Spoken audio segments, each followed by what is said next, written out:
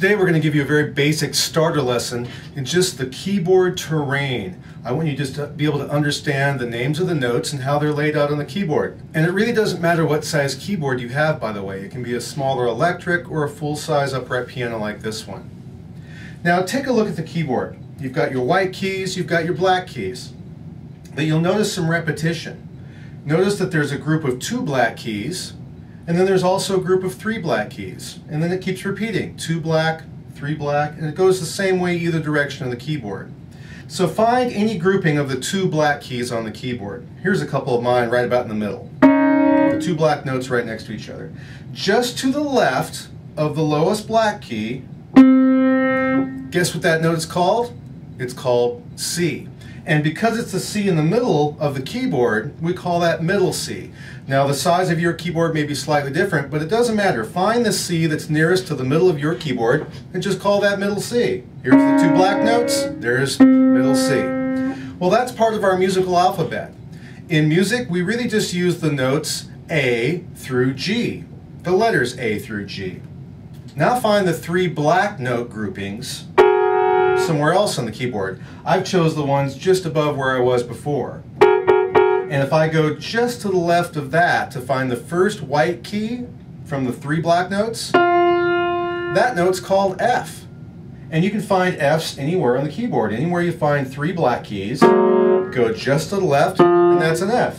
Up here, up high, there's 3 black notes, just to the left, that's an F. And we could have done the same thing with the note C.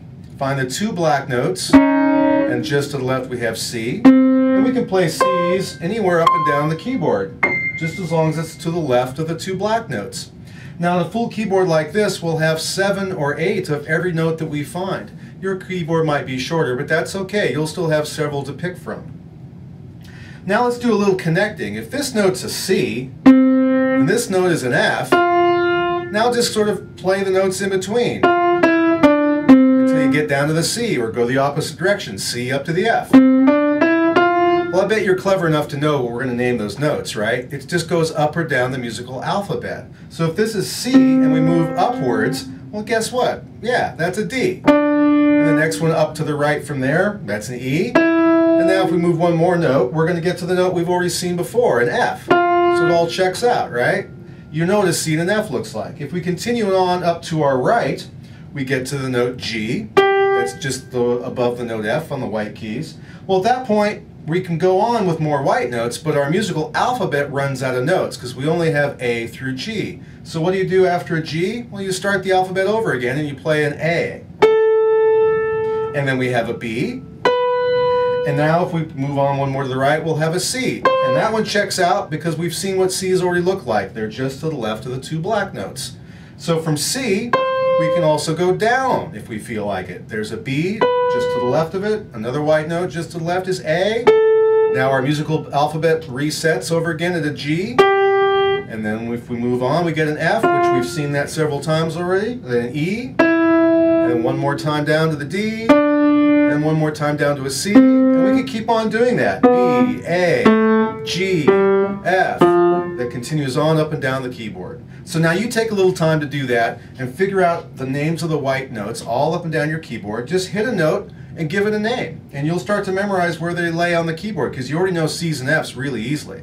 After that, it's just a matter of assigning the alphabet letter to the other keys. Give it a shot. Okay, you're thinking now, I've got the white notes figured out, but what about those black keys? We didn't name those yet.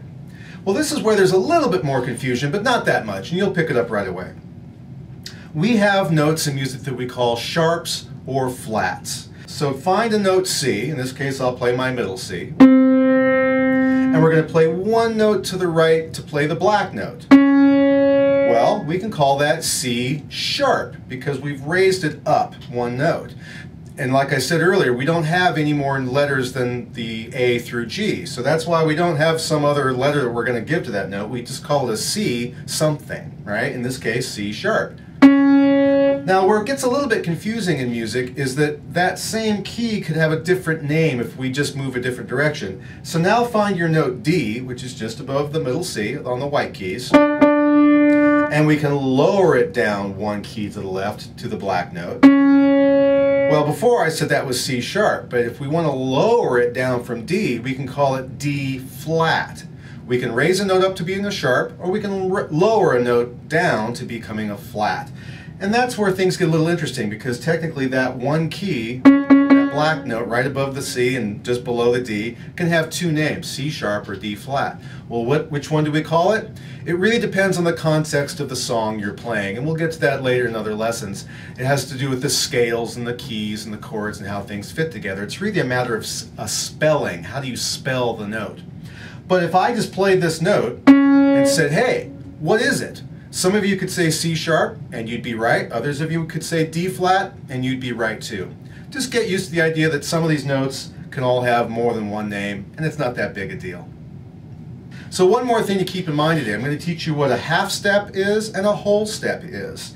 So find any note on the keyboard. Let's just play an F. All right. Move one note to the right, just one. And it could be a black or a white key, it doesn't matter. It's the very next note to the right. Okay? Or I could move one note to the left. Again, the closest note, it doesn't matter if it's white or black, whatever the closest note is. So for my F, I'm going to go down, and that would be the note E, right?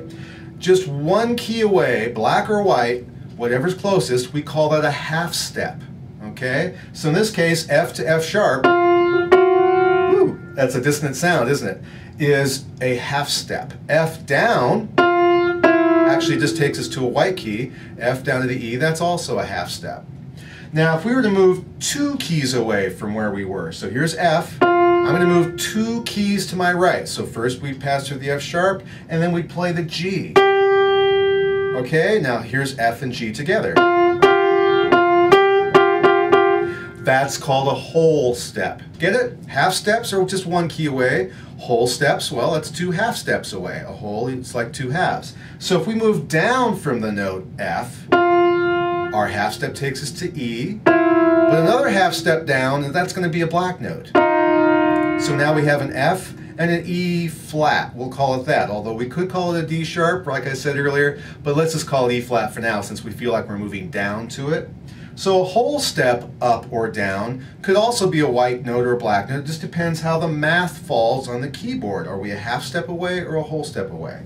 So here's a little ear training thing for you to do. Just play a bunch of half steps anywhere on the keyboard and get used to that sound. It's just two notes right next to each other. They can be white or black, right? Ooh. Just hear how dissonant that sounds? That's the formal word for things that sound very clashing or unstable is dissonant. And the opposite of that is consonant, notes that sound very pleasing or stable. So half steps are very dissonant. We don't get things much more dissonant than that. All right? Good. Whereas the whole step, two notes that are a little bit further away, but not much, they still have a slight dissonance to them, but nothing like the half step does, right? So what you need to do is find a friend and teach them how to play half steps or whole steps on the keyboard if they don't know already. So now you're already a teacher. How about that? And then when you're looking away, have them play either a half step or a whole step without telling you what it is, and you want to guess what you're hearing. I can do this myself if I use a couple of pencils. I found it's easier if you use the eraser tips because they stick a little bit better. And I'm just going to try to play notes real close to each other on the piano without looking. So you can do it on your own. It's a little trickier. So here we go.